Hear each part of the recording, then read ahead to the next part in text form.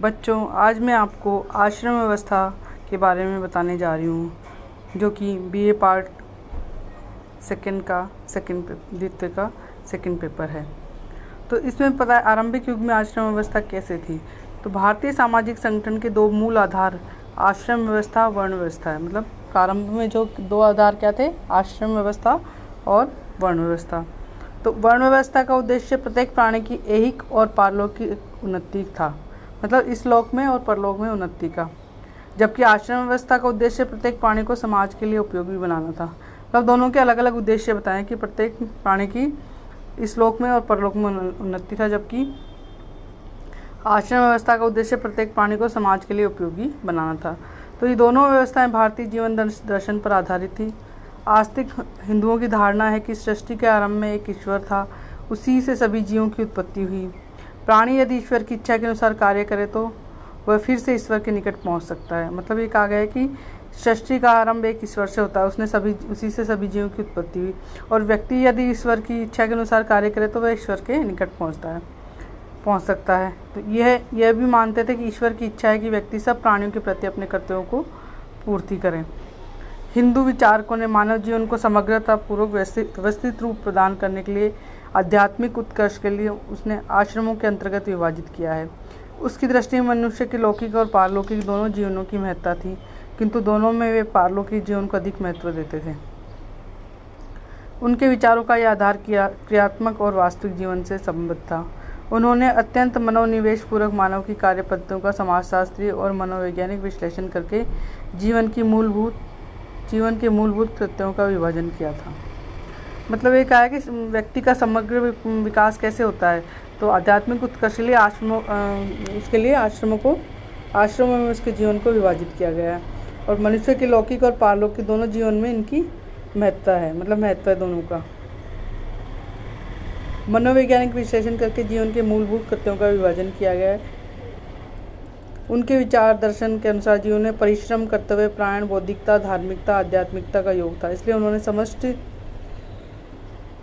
समस्त रूप में जीवन की व्याख्या की है। जन्म और मरण से मुक्ति पाने के लिए हिंदू दार्शनिकों ने सन्मार्ग का प्रतिपादन किया है, जिन्हें अंततोगत्वा मनुष्य को छुटकारा मिलता है, परम पद की प्राप्ति होती है। यह निश्चय ही मानसिक और नैतिक व्यवस्था है, जिसके माध्यम से व्यक्ति अपनी आयु के विभिन्न स्तरों से मनकृत और नीतिकृत विविध कर्मों दायित्वों को संपन्न करता है। मतलब ये कहा गया है कि आश्रमों के अंतर्गत विभाजन मानव के संपूर्ण विकास के लिए आश्रमों का अंतर्गत विभाजित किया गया। हिंदू विचारकों ने मानसिक और नैतिक व्यवस्था के माध्यम से व्यक्ति अपनी आयु के विभिन्न स्तरों से गुजरता है। वर्ण और आश्रम व्यवस्था के द्वारा अपने सभी कर्तव्यों की पूर्ति करके मनुष्य अमर हो जाता है और मोक्ष प्राप्त कर लेता है। जीवन के इस लक्ष्य की पूर्ति उन चारों पुरुषार्थों से होती है जो व्यक्ति समाज में रहकर ही कर सकता है।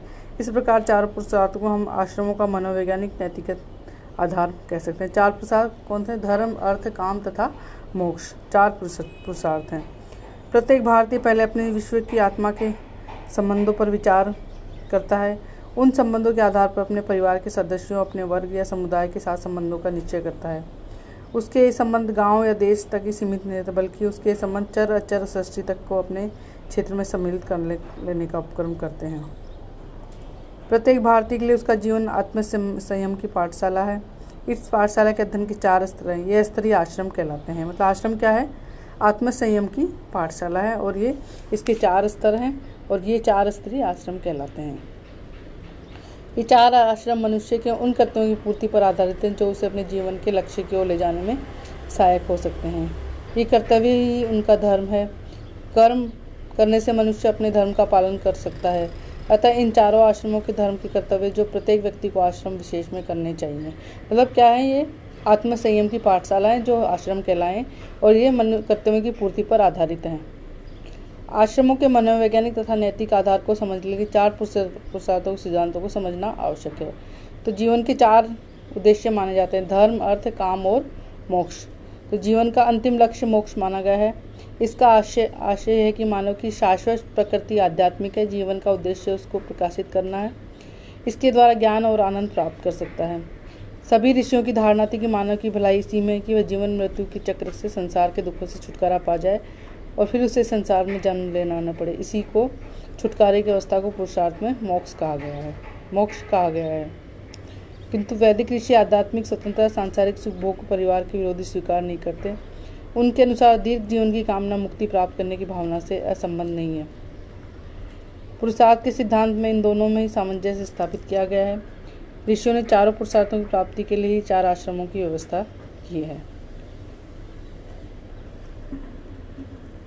सामूहिक रूप से पुरुषार्थ की पैतृक सहजात यौन भावनाओं का धन शक्ति के प्रति मोह, उसकी कलात्मक एवं सांस्कृतिक जीवन के प्रति तृष्णा, परमात्मा से पुनर्मिलन की इच्छा को संतुष्ट करने का प्रयत्न किया है। तो उत्पत्ति, तो कैसे हुई आश्रम शब्द की उत्पत्ति? रीस डेविड्स का मत है कि आश्रम व्यवस्था की उत्पत्ति बौद्ध धर्म के प्रारंभ होने के पश्चात हुई, किंतु यह मत समीचीन नहीं है। आश्रम व्यवस्था इसके पूर्व भी विद्वान थी, इसमें संदेह नहीं है। आश्रम शब्द का उल्लेख वेदों में नहीं मिलता, किंतु उसका अर्थ यह नहीं कि आश्रम शब्द की अवस्थाओं में वैदिक काल के लोग अनभिज्ञ थे। ब्रह्मचारी शब्द ऋग्वेद और अथर्ववेद में पाया जाता है।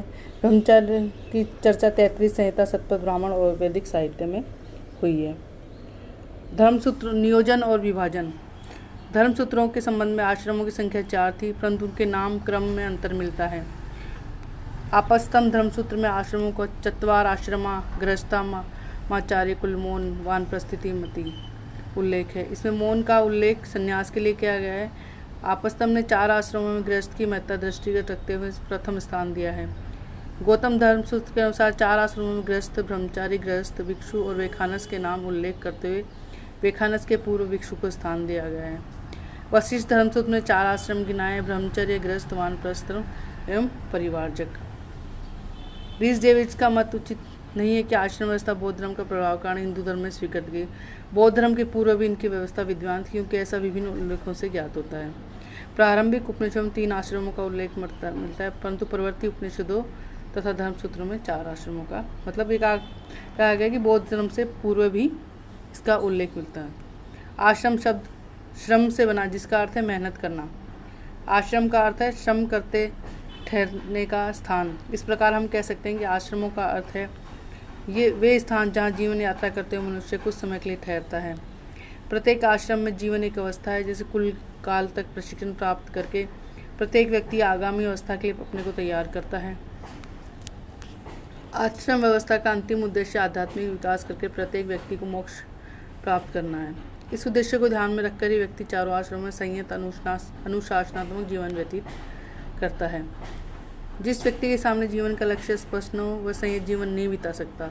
तो समस्त जीवन का अंतिम लक्ष्य मोक्ष की तैयारी। इस प्रकार इन चारों आश्रमों में शेष 3 पुरुषार्थ, धर्म, अर्थ, काम, चौथे पुरुषार्थ मोक्ष के साधन मात्र हैं। तो ये माना गया है कि ये आश्रम का अर्थ है। तो 4 आश्रम कौन कौन से हैं? ब्रह्मचर्य आश्रम, गृहस्थ आश्रम, वानप्रस्थ आश्रम, संन्यास आश्रम, ये 4 आश्रम मानेंगे। तो ब्रह्मचर्य की आयु क्या मानेंगे? 25 वर्ष की आयु तक ब्रह्मचर्य माना गया है। गृहस्थ आश्रम 26 से 50 वर्ष की आयु तक, वानप्रस्थ आश्रम 51 से 75 वर्ष की आयु तक, संन्यास आश्रम 76 से 100 वर्ष की आयु तक माना गया है। तो ब्रह्मचार्य आश्रम उपनयन संस्कार से प्रारंभ होता है, जब विद्यार्थी यज्ञोपवीत मेखला दंड धारण करके गुरु के पास शिक्षा प्राप्त करने के लिए जाता है। विद्यार्थी 25 वर्ष की आयु तक गुरु के साथ रहकर आश्रम में रहकर ब्रह्मचर्य का पालन करता है। इस काल में शिक्षा से जो अन्न प्राप्त होता है वह अपना जीवन निर्वाह करता है। वह गुरु की सेवा करता है, गुरु से वेदों का अध्ययन करवाता है। इस काल में विद्यार्थी विनय, शील, शिष्टाचार, प्रेम, सहानुभूति, सहिष्णुता, त्याग, समाज सेवा आदि गुणों को सीखता है। तो ये ब्रह्मचर्य आश्रम। दूसरा है गृहस्थ आश्रम, 25 से 50 वर्ष तक। तो शिक्षा की प्राप्ति तक ब्रह्मचारी विवाह करके गृहस्थाश्रम में प्रवेश करता है। धर्मशास्त्र गृहस्थाश्रम को अन्य 3 आश्रमों से उत्तम माना गया है। ब्राह्मण धर्म शुरू में प्रवृत्ति प्रदान, इसलिए आश्रम को अधिक महत्व दिया है। यज्ञ और हवन धार्मिक कार्य भी गृहस्थाश्रम में संभव है। वानप्रस्थ और संन्यास आश्रम में धर्म, मोक्ष इन दोनों पुरुषार्थों की साधना ही संभव, जबकि गृहस्थाश्रम में धर्म, अर्थ, काम ये तीनों पुरुषार्थों की साधना हो सकती है। अतः गृहस्थ आश्रम की सर्वोच्चता प्रदान की गई है। ब्रह्मचर्य आश्रम, वानप्रस्थ आश्रम, संन्यास इन तीनों आश्रमों के पालन पोषण, वस्त्र, भोजन आदि की पूर्ति गृहस्थी ही करता है। इसके अतिरिक्त व्यक्ति गृहस्थाश्रम में रहकर पितृ ऋण, ऋषि ऋण, देव ऋण इन तीनों ऋणों से मुक्त हो सकता है। वानप्रस्थ आश्रम 51 से 75 तक, संन्यास आश्रम 76 से 100 वर्ष तक।